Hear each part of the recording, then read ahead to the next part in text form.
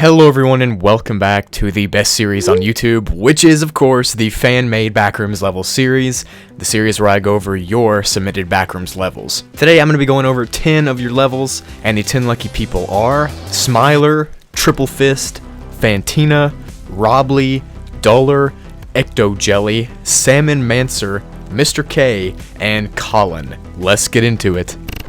Starting off the video, we have Smiler. Now, Smiler's created a ton of different levels for me, but the one I'm going to feature in this video is called Old Memories, or level 6.1. Smiler gave this level a difficulty of 5, but he also said it's safe and secure too, so I don't know how that works. But we'll go with it anyway. The level looks like your own house, and it's even got everything you had from real life, from your pets to your video games to your family, and it's very peaceful there. You can actually live here too, like they don't try to hurt you or anything. It almost sounds too good to be true though. But to enter this level, you have to be on level 6 and then have a mental breakdown. Yo, what? And when you do, an entity known as Lucy will approach you and say that she'll bring you somewhere safe where you can live peacefully. If you accept this offer, she'll bring you here. The only catch is that your family are actually holograms, so they're not actually like physical, but you can still see them and interact with them, so it's not that bad. And there is no outside of this house, instead it's just a black void, but outside of there it's still a safe area. If you leave the house, you'll just be sent back to level 6, and the fridge inside of the house restocks with almond water every 4 days, and because of this, you can pretty much just live here semi-normally. But if you do want to leave, like I just said, you would just walk out the front door. I'd use this level to relax because there isn't any enemies in there, and plus it would be kind of nostalgic since it looks like home. Dope stuff, Smiler. Thank you for your support and your submission. Next up is Triple Fist level called Level Dollface. This level is classified as Class 2, and it's literally 100% impossible to die, except for like 1 or 2 very rare exceptions. And there are actually some helpful entities in this level, and we'll talk about them later down in this description. The level itself looks like an infinite expanse of fake grass that stretches north and south, and on the east and west, it stretches for about 5 meters. And then once you get past that 5-meter mark, there are 4-lane roads on each side, with cars on them going like 150 miles an hour. Nice. And beyond those roads, there is an infinite line of Walmart stores that, like I said, are infinite and they repeat over and over again. And there are no differences in how they look, except some stores vary slightly in saturation on the colors of their buildings. But other than that, there's literally no difference. The level has no day-night cycle, and it's stuck at a constant 12 p.m., and all the watches and clocks in this level say the same thing, 12 p.m., so that's nice. If you somehow run in front of a car or, die somehow, you'll just respawn at the beginning of the level with all your stuff. There are actually 6 different zones to this level: the safe zone, the backyard, the friendly entity zone, the hostile entity zone, and the super safe zone, and then lastly, null. The backyard is about 100 miles from the start of the level, and you have to get in a car to get to these different zones. So the backyard zone is the exact same as the original zone, except the grass has random backyard items like sports balls, plants, and chairs, typical stuff like that would be in a backyard. There's a huge difference in hunger depletion here. The friendly entity zone is one of 3 places where you can interact with entities on this level, and it's about 500 miles from the spawn. Now, given by the level name, these entities are Dollfaces, and they refuse to attack you no matter what, so that's kind of nice. They also will give you helpful hints on how to leave the level. Now, the hostile entity zone is about 2,000 miles from spawn, and again, these entities are Dollfaces, but they're constantly hostile and they cannot be tamed except with super almond water. They refuse to actually kill you, but they will hurt you as much as possible without killing you, so that's nice. The super safe zone is the exact same as the safe zone, but it's physically impossible to cause harm to yourself at all, not even a scratch, and this is about 3,000 miles from spawn. The final zone is called Null.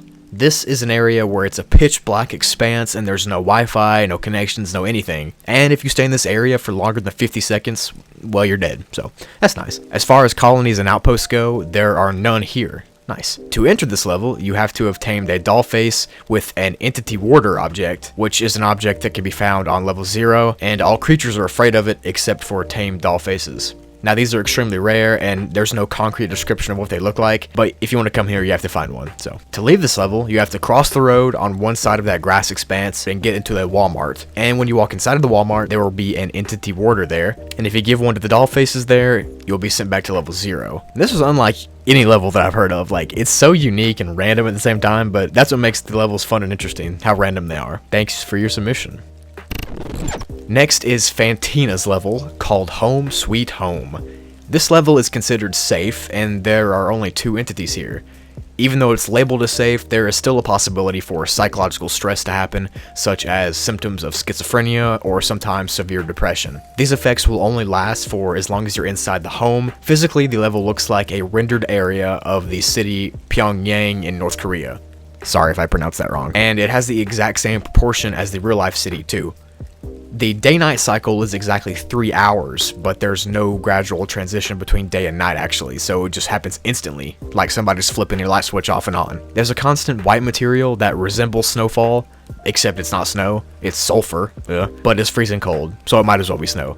And it's recommended to wear face masks when the sulfur is falling, so you don't inhale it. Through the entire level, there's a barely visible mist that has a purple tint to it that hovers over the buildings, and this prevents you from seeing the actual sky. You can just see the light that passes through it. When it turns to night, nothing eventful happens except some of the buildings turn their lights on and the street lamps come on as well. The only negative thing about the night is that the effects of the schizophrenia seem to be a lot worse here, and the paranoia will start to set in for some reason. The level does have some ambient sounds. It sounds like people talking, or car sounds, or bird noises, and there's even sounds of rain here, even though it never rains, so that's kind of cool. It's kind of like a white noise machine. Cars don't work on this level, and some of the buildings look like they're poorly textured or rendered, and they don't have any texture at all, and they kind of look like a bad video game. These spots are the best spots for no clipping. Only some of the buildings can actually be entered, and they've got some furniture and random papers and books and stuff like that, and all the text is obviously in Korean, and there's paintings of North Korea's leaders everywhere too. Nice. There are two entities here, like I said earlier. The first one is the citizen entity,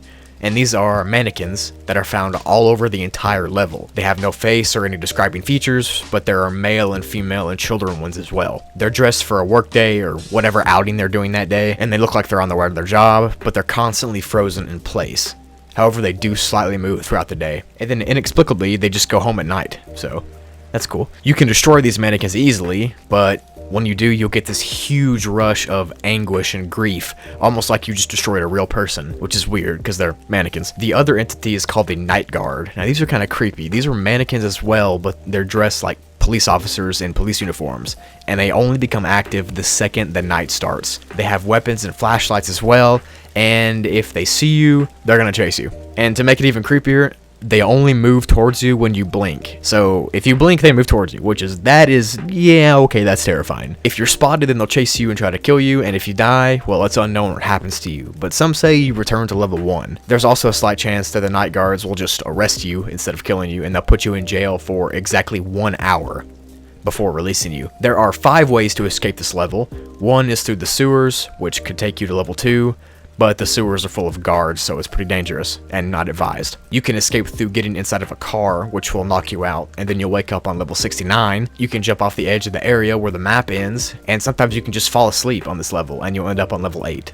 And the most common way to exit is you can escape through the offices that are in the office buildings, because there are some doors that just say exit on them, so that's convenient. To enter this level, you can no-clip through the floor on any level below 200 and end up here. Or you can watch the TV on level 42 that's displaying an invitation ad for this level, and then once you watch that ad, you'll wake up on this level, so that's nice. Those guards are terrifying though, how they only move when you blink, like that's nightmare inducing stuff, but good stuff. Thank you for your submission. Next is Rob Lee's level, and it's level negative 333,556,789, and is classified as class 4. Now the level itself looks like a giant kids play area or a playhouse, and it's got over 3.4 billion square miles, so that's cool. There's also a bunch of mini levels inside of this level. We'll talk about those a little bit later. At the corners and at the very middle of the level, there are bottomless ball pits. Totally not creepy at all. But like I just said, there are 45 mini levels inside of this, and most of the entities are located on mini level 34. So this level is a hallway that has those bubble windows, like from the McDonald's playhouses in real life, and there are slide holes in the walls that you can get in and exit this level and go down to the lower level. To enter this level, you can go to a building on level 11 and jump off of a tall one, and you'll end up here, or you can no-clip through the floor on level 0. To exit this level, you can find the giant slide on top of the mini level, and if you slide down it, you'll exit through a ball pit at the end. Or you can no-clip through the wall on mini level 20, and this will take you to level 10. The normal entities here are partygoers and windows, and the custom entities are the ball pit creatures, tubes, and balloons. Ball pit creatures are black entities with smilers' faces on them, They also have sharp claws but no legs, and they live in the bottom of ball pits. That's terrifying. The tube creature is a giant snake that resembles a slide, and they're mainly in the lower levels. Okay. And lastly, the balloon creature is, well, a balloon, and they'll float around and attempt to strangle you with their rope. That's weird.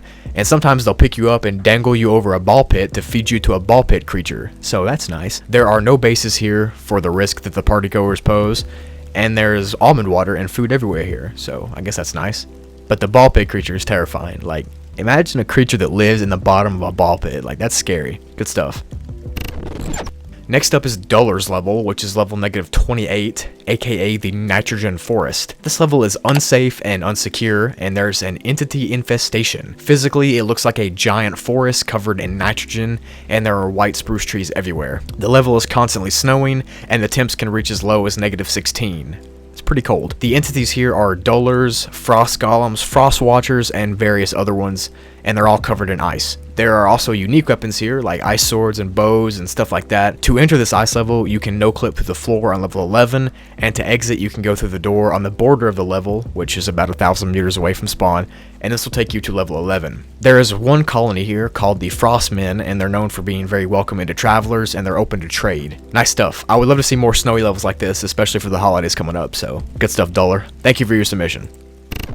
Next up is Ecto Jelly's level, called level Asterix, or level yes, but no. Nice. It's got a survival difficulty of 3. This level is said to take away the feeling of dread that you typically have in other Backrooms levels, and replaces that feeling of dread with disappointment. So I don't know if that's any better, but this is because most people who end up here think they've escaped the Backrooms and have managed to get back to reality, but they're proven wrong when they've closely examined their surroundings. After you realize you're actually not back in reality, your disappointment will fade, and you'll actually find an odd sense of contentment, because this level is mildly peaceful. When you first enter the level, you wake up in a grass field near a beach, and the sky is cloudy and blue and overcast, and the field is full of desaturated grass. There are a bunch of houses here made out of a cream brick, and they're all scattered around. They're pretty small, typically about 20 feet in length, and they got nothing special inside, but sometimes they have food and drink, but it's not there often enough to rely on. The most common food is a plate of cookies with a glass of milk, so I guess that's nice. I would come here just for that. The milk doesn't spoil, and it's always cold. Also, in some cases, there's chocolate milk, which is a delicacy in the Backrooms, which I didn't know, so that's cool. The ambient sounds of this level are soft sounds of waves crashing on the beach, and the sounds of seagulls flying, even though seagulls have never been seen here, which is creepy, but it's cool you can hear them at least. This level is around 50 miles in length and width, and the middle part of it is the grassy area, with the surrounding border of the level being beach. The ocean water is only knee deep, and it goes out for about half a mile before dropping off into an endless void. And some reports say that when you approach this void, a person gets a strong feeling of wanting to jump off. And for those who have, well, they've never been seen again. There are different theories, of course, on what happens when people jump into the void, ranging from them dying to being transported back to reality. This level has 2 entities that are native to this exact level. One is called the Trojan, or the Mole Horse. It looks like a large, muscular horse standing at about 9.5 feet tall, and they're completely hairless and they have leathery skin.